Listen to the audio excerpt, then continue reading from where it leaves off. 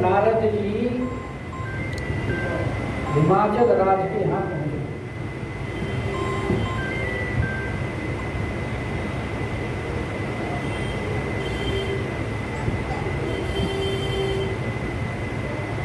क्योंकि जन्म तो पार्वती जी का पहले हो चुका है और वहाँ उत्सव भी मनाए जा रहे हैं और वहाँ शोभा देखकर ऋषि मुनियों ने भी अपने आश्रम लगा लिए हैं। और नारद जी को समाचार बाद में मिला, क्योंकि वो उस समय किसी और लोक में थे, ब्रह्मलोक में नहीं थे। अब जब उनको समाचार मिला कि पार्वती ने जन्म ले लिया है,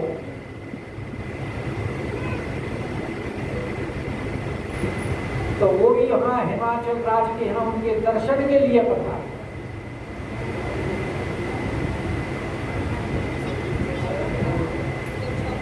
और हिमाचल राज्य ने उनका बड़ा आदर के साथ स्वागत किया,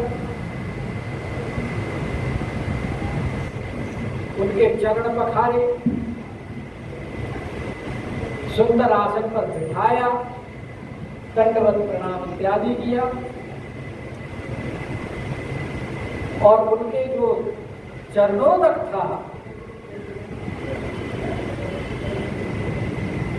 उस चरणोदक का सारे घर में छिड़काव किया।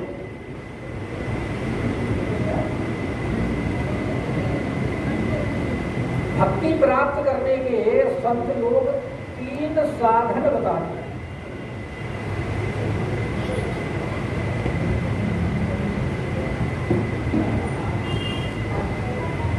एक है भक्त पद रज, भक्तों के चरणों की धूल बड़ी प्रभावशाली होती है। जो असाध्य रोग होते हैं वो भी अगर नित्य भक्तों के रज का सेवन करे तो असाध्य रोग भी दूर हो जाए।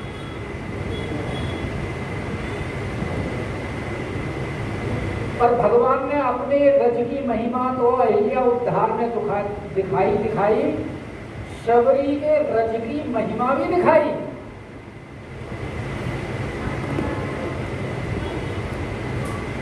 जब वहां शबरी के प्रति ऋषि मुनियों का अपराध हुआ कि अरे इसने हमें छू लिया, अब हमें स्नान में जाना पड़ेगा, और छुआ भी नहीं था क्योंकि वो तो नित्य बुहारी लगा दी,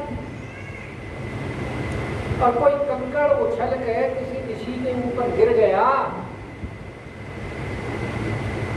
तो उसने इसी को ही अपराध मान लिया कि मैं नहाया धोया पवित्र हो गया। और जब उन्हें स्नान करने के लिए सरोवर में गए तो वो जल रक्त वर्ण हो गया और उसमें कीड़े पड़ गए।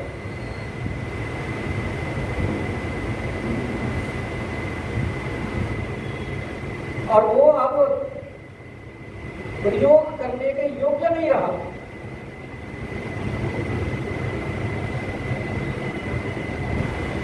अब कैसे समस्या का समाधान हो? तो क्या हुआ कि भगवान इस वन में आए हुए हैं।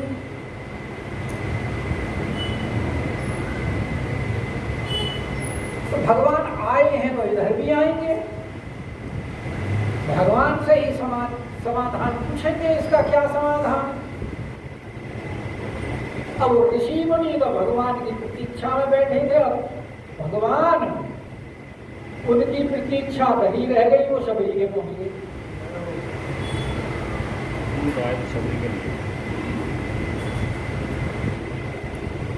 शबरी के लिए, क्योंकि गुरु जी तो शबरी के पहले ही कह गए थे कि भगवान तुम्हारे यहाँ आएंगे, और गुरु के विश्वास वचनों पर विश्वास करके इतने लंबे समय तक वो प्रतीक्षा करती रही।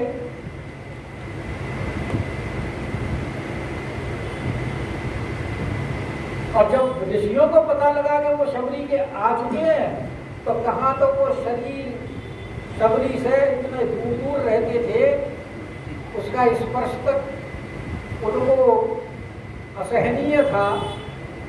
और यहाँ तक कि शबरी के ही कारण उन्होंने मतंग ऋषि का परित्याग कर दिया था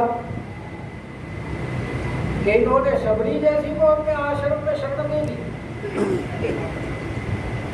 ये सारा विवरण भक्तमाल के अंदर मौजूद है, रामचरितमानस में नहीं मिलेगा। ये भक्तमाल के अंदर की कथा है। मैंने कहा चलो बीच बीच में भक्तमाल की भी सुना।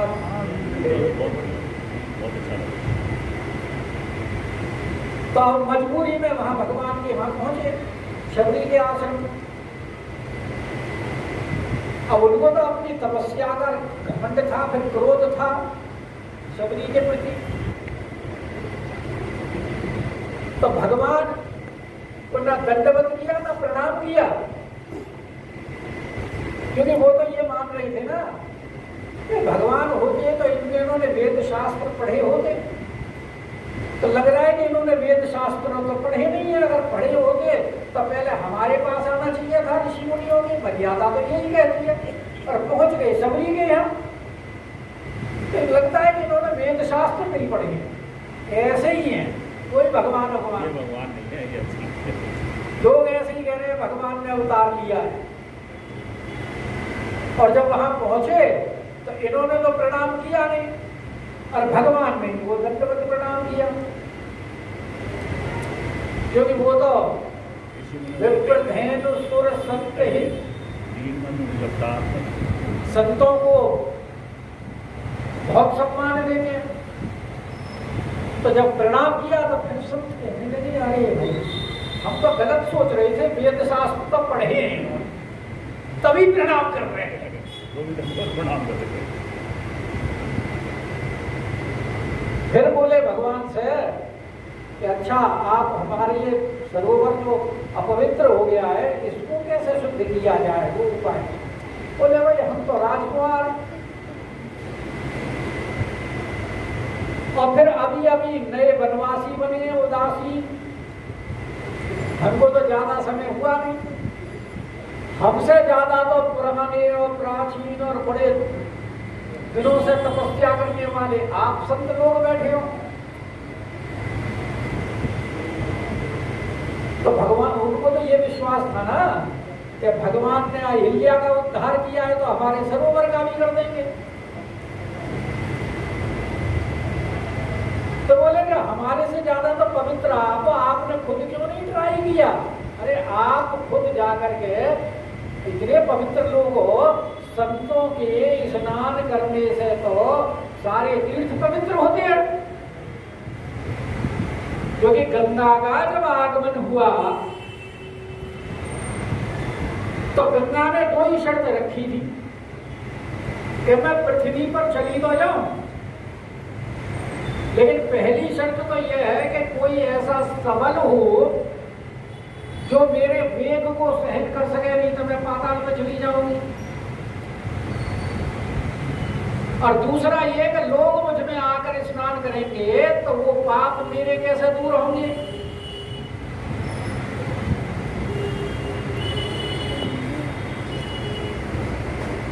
तो भगीरथ जी ने उसका समाधान भगवान शंकर की प्रार्थना करके पहली शंका का निकाल लिया। और दूसरी के लिए भगीरथ जी को ने बताया कि ऐसा शास्त्र कहते हैं कि जो संत हैं, संतों की महिमा ऐसी है कि संतों के स्नान करने से तीर्थ भी तीर्थ हो जाते हैं, पवित्र हो जाते हैं। तो आप में संत लोग स्नान करेंगे तो आपके पाप दूर हो जाएंगे। तो राम जी बोले कि आप लोग तो संत हो, आपने खुद ही सरोवर में क्यों नहीं ट्राई की?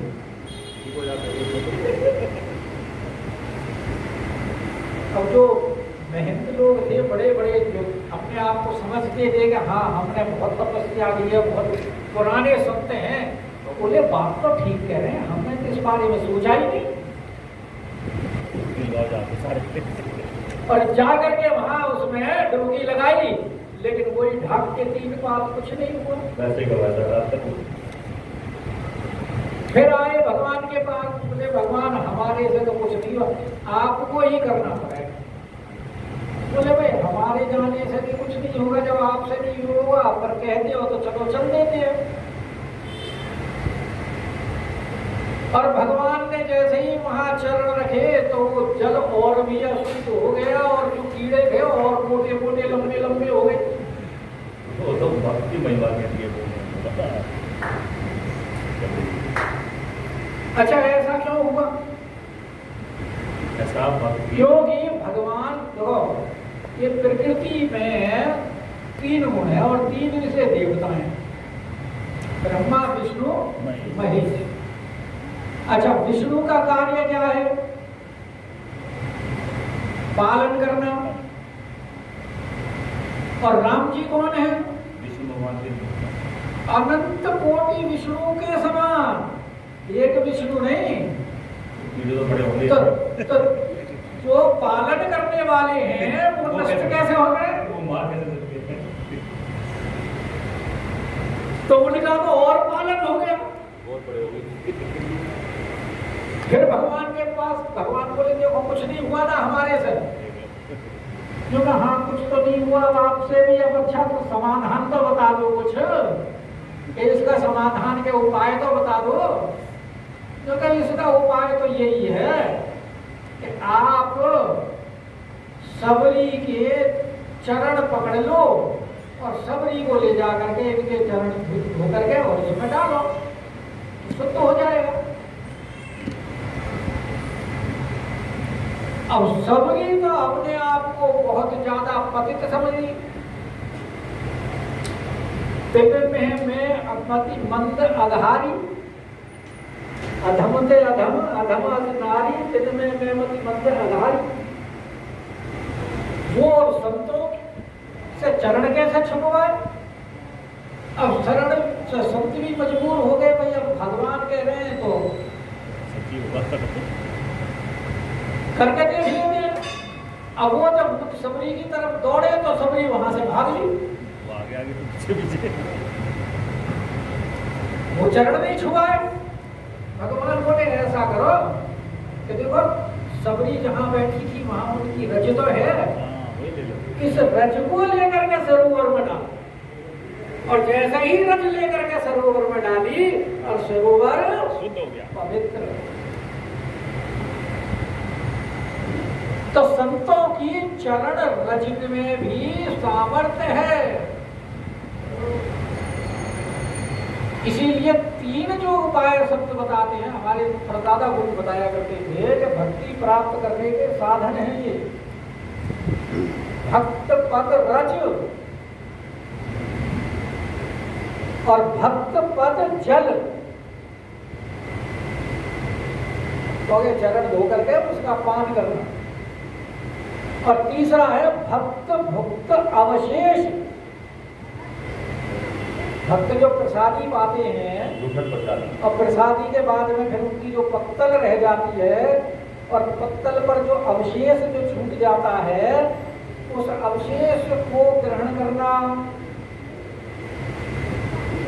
अगर ये 3 साधन अपनाए जाएं तो भक्ति बहुत शीघ्र प्राप्त। ये संतों के मतलब स्वयं अनुभूत योग है उनके।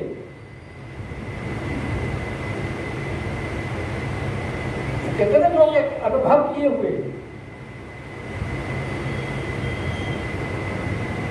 तो जहां भी इन्होंने चरण सलील स्वरूप भावन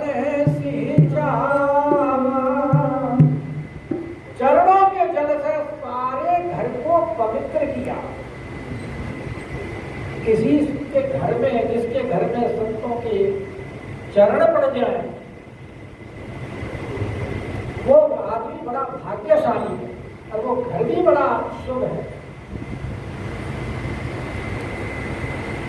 इसीलिए यहाँ हिमाचल जी जो है अपना सौभाग्य मान रहे हैं कि निज सौभाग्य बहुत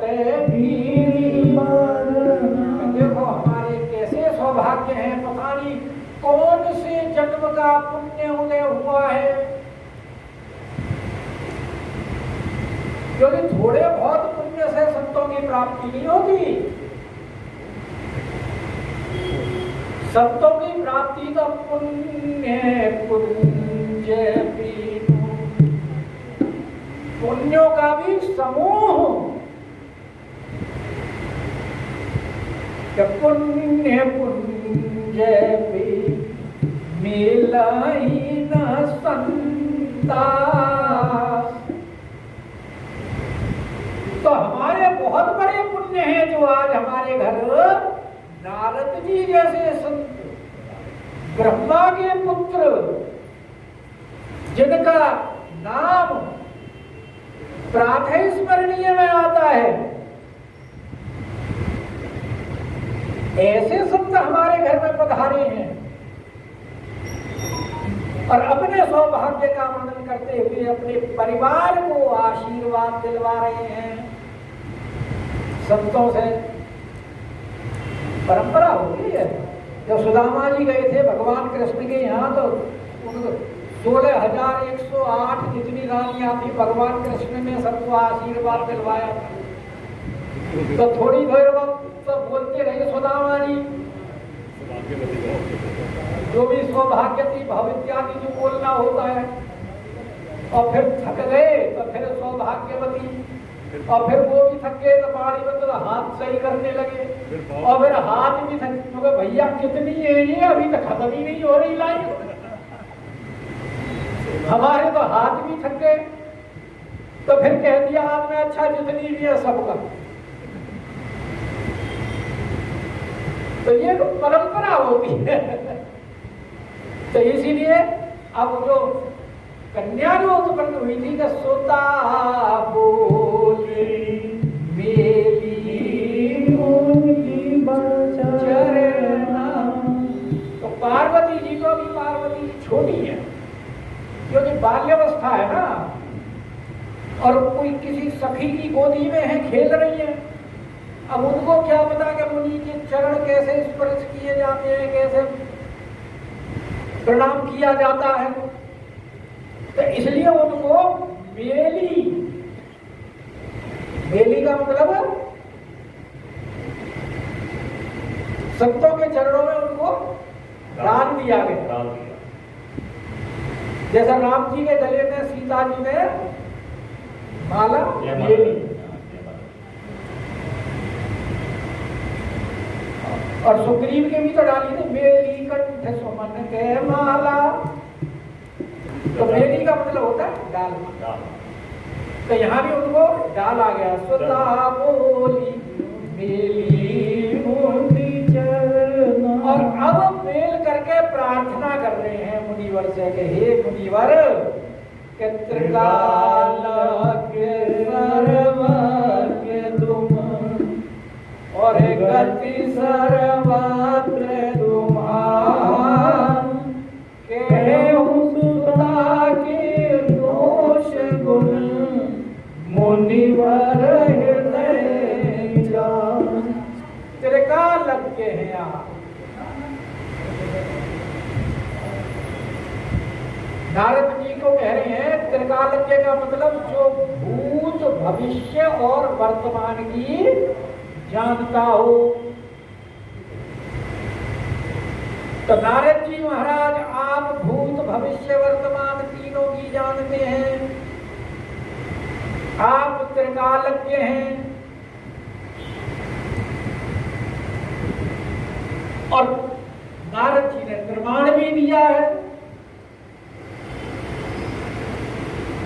तो पहले तो वर्तमान के ही बता दिए, जब उनको कहा कि मैं हृदय विचार के बताओ, तो बताया है कि सुता तुम्हारी सकल गुण नामी, सुंदर सहज सुशील सयानी, नाम हुआ अंबिका भवानी।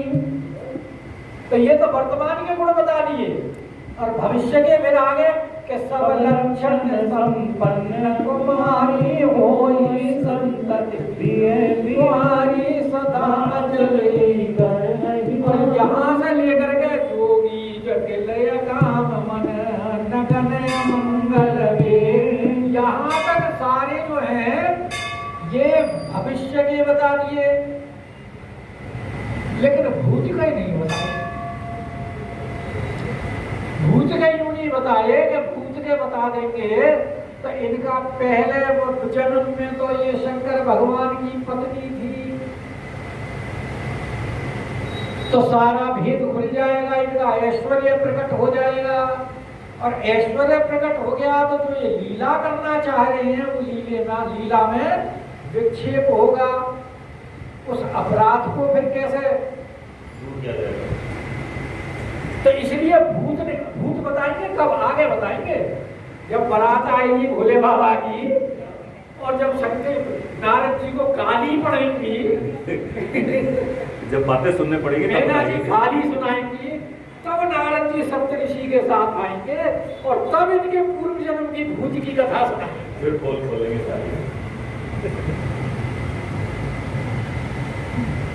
तो यहाँ हिमाचल जी कह रहे हैं कि त्रिकालज्ञ सर्वज्ञ तुम, और आप सर्वज्ञ हैं। सर्वज्ञ मतलब आप ज्योतिष के भी परम विद्वान हैं, आप सामुद्रिक ज्ञान हस्तरेखा के भी परम विद्वान हैं, और आप सब जानते हैं।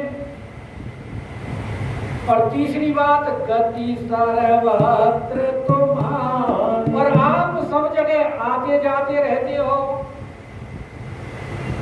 और ये तीनों संबोधन जो नारद जी को दिए हैं, उन तीनों का भी कारण है।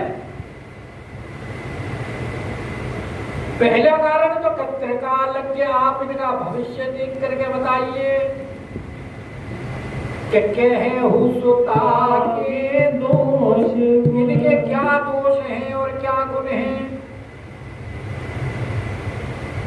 और मुनिवर हृदय विचार, और मुनिवर के भी दो अर्थ हैं कि मुनि वर के बारे में हृदय में विचार करके बताओ। मुनिवर को अगर विच्छेद कर दोगे संधि को संधि विच्छेद हो जाएगा। तो कहूं सुता के दोष गुण। और दोष का मतलब हाथ भी होता है, हाथ देख करके इनके गुण बताओ कि इनको मुनिवर हृदय में विचार के बताओ कैसा वर मिलेगा, क्योंकि तुम सर्वज्ञ हो। और फिर मुनि जी बताते भी हैं, अगले ही दोहे में देख लो कि अस स्वामी कहीं मिलई और परी हस्ते असरेख। हाथ देख कर ही बता रहे हैं, इसका मतलब है कि इनकी अभी तक जन्म कुंडली भी नहीं बनवाई है। अगर जन्म कुंडली बनवाई होती तो जन्म कुंडली दे करके हाथ में फिर पूछते। अब ये कह रहे कि आप तो सर्वज्ञ हो, आप ज्योतिष के भी विज्ञान हो, हस्तरेखा के भी हो, तो इसलिए वर के बारे में बताओ कि कैसी मिलेगी। क्यों कि नंबर 1 आप त्रिकालज्ञ हैं, आप विद्वान हैं, सर्वज्ञ हैं, और तीसरे कि गति सर्वत्र सब जगह आप आते जाते रहते हैं। तो आपको तो पता होगा कि इनके योग्य वर्ग कहाँ मिलेगा, किस लोक में मिलेगा, कैसा मिलेगा, क्योंकि आपसे तो कोई जगह छूटी हुई नहीं है, आप तो सब जगह विचरण करते हैं। नहीं, उनके पास इंटरनेशनल पासपोर्ट है ना, हर जगह चले जाते हैं। बता नहीं है, 10 मिनट आएगा। तो इसीलिए कह रहे हैं कि कहे सुता के दोष गुण। तो दोष तो इनमें है ही, गुण ही गुण है, क्योंकि यह भगवान शंकर की अर्धांगिनी और ईश्वर कोटि की, तो इनमें गुण का दोष का तो कोई मतलब ही नहीं है। और यहाँ भी नारद जी पहले इनके गुणों को बताओ। किसी भी ज्योतिषी के पास जाओ तो वो पहले अपने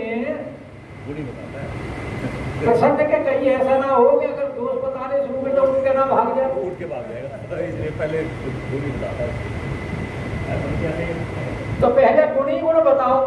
और नारद जी भी गुण इसलिए बता रहे हैं कि इनको अब तो प्रसन्न कर लें, जब दोष बताएंगे तो फिर इतना भूल उतर जाएगा, इसलिए पहले थोड़ी देर के लिए इन्हें प्रसन्न तो करें। पहले अच्छी बात तो कहे मुनि बिहसी गूढ़ मृदुमानी। तो नारद जी हंसी,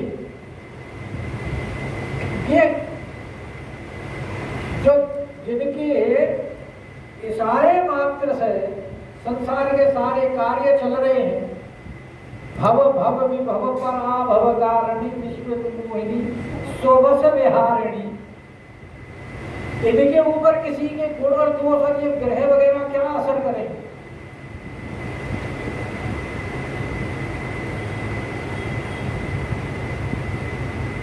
तो इसलिए वो कह रहे हैं, नारद जी थोड़े पहले हंसे और बोले कि जिनके बारे में पूछ रहे हैं जो भगवान की शक्ति है, भोले बाबा की,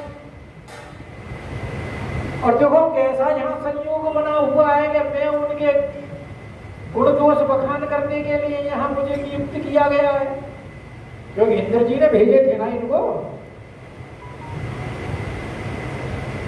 तो इसलिए वो कह रहे हैं बड़ी गूढ़ और मृदु वाणी में कह रहे हैं, मधुर भाषा में, कि सुता तुम्हारी सकल गुण, तुम्हारी जो कन्या है उसमें समस्त गुण विद्यमान है, गुणों की खान है। जैसे पंडित जी कहते थे ना, क्या भाई देखो आप बहुत ही लोगों का भला करने वाले हो और करते भी रहते हो, पर भलाई के बदले तुम्हें बुराई मिलता कुछ नहीं। अच्छा धन भी बहुत आता है तुम्हारे पास, पर रुकता नहीं है, चला जाता है। तो 2-4 मिनट तो ये जरूरी बताते हैं ऐसे। तो यहाँ नारद जी कह रहे हैं कि सुता तुम्हारी सकल गुण खानी। अब देखो क्या क्या गुण बता रहे हैं कि सुंदर सहज सुशील सयानी नाम। 11 गुण बताएंगे, 11 गिनती है। सुंदर सहज सुशील सयानी, 3 हो गए। नाम उमा अंबिका भवानी, सब लक्षण संपन्न कुमारी, होई संतत पियई प्यारी, सदा अचल एक रही माता, एक तेजस नहीं पितु माता, होई पूज्य सकल जग माता। 11 गुण हो गए। अब एक एक गुण सुनो। सुंदर यानी ये ऑटोमेटिकली सुंदर है, इनको कहीं किसी ब्यूटी पार्लर में जाने की आवश्यकता नहीं। आजकल जो सुंदरता है वो ब्यूटी पार्लर पर ही की वजह से ही ज्यादा दिखाई देती है।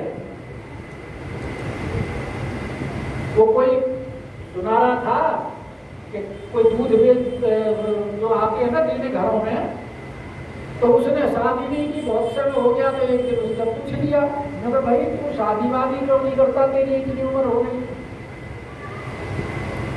बोला जी शादी करने का मैंने विचार ही त्याग दिया है। मैं क्यों? कि मैं सुबह सबके घर में जाकर के देखता हूँ, और सुबह जब वो आंख रगड़ती और नीड़ती और दूध का बर्तन लेकर डलवाने आती है ना, तब पता लगता है कि ब्यूटी पार्लर की सुंदरता और इनकी सुंदरता में कितना अंतर है।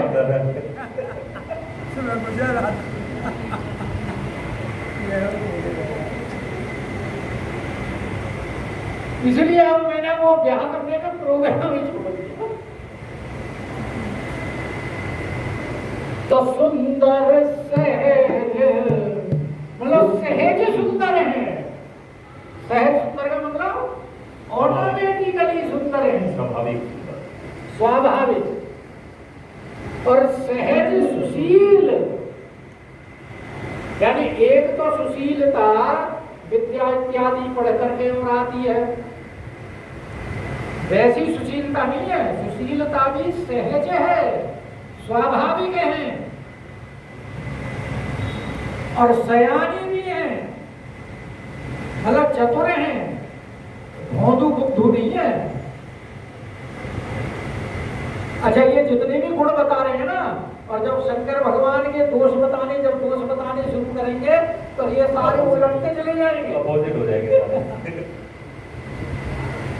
क्योंकि वहां तो कर देंगे ना गुणे मान मातु पितु ही, जब वहां बताएं तो यहाँ ये ऐसे कह रहे हैं कि सुंदर सहज सुशील सयानी, नाम उमा अंबिका भवानी। अब यहाँ इनका नामकरण जो है नारद जी महाराज कर रहे हैं। इसका तात्पर्य अभी तक किसी ने नामकरण ही नहीं किया। और तीनों नाम, जो 3 नाम यहाँ बताए हैं नारद जी ने, उमा अंबिका भवानी, इन तीनों से भी ये सिद्ध होता है कि नारद जी त्रिकालज्ञ हैं। क्योंकि अंबिका का मतलब माता, पूर्व जन्म के हिसाब से तो ये माता है जगत की, अंबिका नाम हो गया। और वर्तमान में इनका नाम है उमा, तो ये वर्तमान का हो गया। और आगे जब शादी होगी भगवान भोले बाबा से, तो भव के साथ शादी होने से भवानी हो जाएगी। तो ये फ्यूचर बता दिया। तो इसलिए यहाँ बता रहे हैं कि इनका नाम है उमा अंबिका भवानी, और सब लक्षण संपन्न कुमारी। तो ये अब तक इनके लक्षण बताए, और ये सारे लक्षणों से संपन्न हैं। क्योंकि ज्योतिष के हिसाब से हस्तरेखा विशेषज्ञ 32 लक्षण बताते हैं, क्योंकि सारे के सारे लक्षण इनके अंदर मौजूद हैं, किसी भी लक्षण की कोई कमी नहीं है। और हो ही संगत प्यारी प्यारी। अब उनका भविष्य बताना शुरू कर दिया। तो भविष्य आज बता दें कि कल शुरू करें। एक लाइन ये कोई गलत होता तो हो ही संतत का मतलब सर्वदा, हमेशा क्या रहेंगी? प्रिय ही प्रिया, अपने पति की बहुत ज्यादा प्यारी रहेंगी।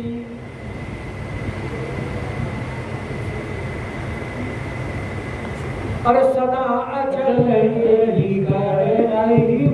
और इनका जो सुहाग है वो अमर रहेगा,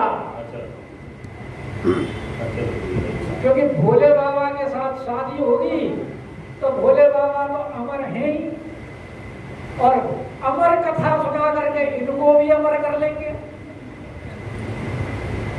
अमर कथा इनको ही तो सुनाई थी ना, झगड़ा कर दिया था नारद जी ने, करवा दिया था जनों में।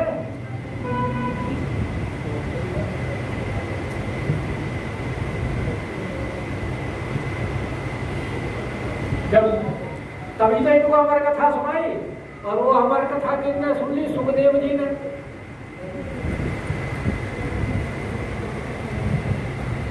और फिर सुखदेव जी भी अमर हो गए, उस अमर कथा को सुन गए। और जब हमारे भोले बाबा हैं कितने भोले, पार्वती को अमर कथा सुना रहे हैं अमर करने के लिए, और सुखदेव जी ने जब अमर कथा सुन ली तो बोले अच्छा हुंकारा कौन भर रहा था यहाँ जब तुम सो गई? तो जब देखे तो सुखदेव जी वहां बैठी थे, तो त्रिशूल लेकर उन्हें मारने दौड़ गए,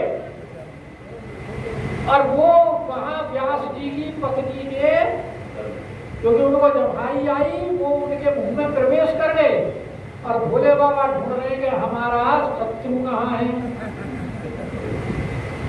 तो व्यास जी बोले प्रभु क्या बात, कैसे ढूंढ रहे हो? जो कि ऐसे ऐसे हमारी कथा सुन ली उसने, उसको मार दे। क्योंकि महाराज ये बताओ जब उसने हमारी कथा सुनी तो मारोगे कैसे? मारोगे कैसे? ऐसे हमारे भोले बाबा सदा चले कर आई माता,